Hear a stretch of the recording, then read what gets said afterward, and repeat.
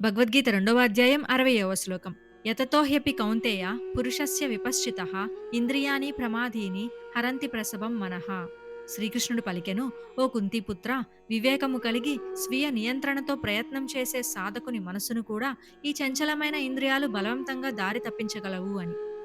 ఇంద్రియాలు సహజంగానే ప్రమాదకరమైనవి. ఒక చిన్న శబ్దం, వాసన, దృశ్యం లేదా స్పర్శ, ఏ చిన్న సంకేతం వచ్చినా మనసు వెంటనే దారి మళ్లడం సహజం.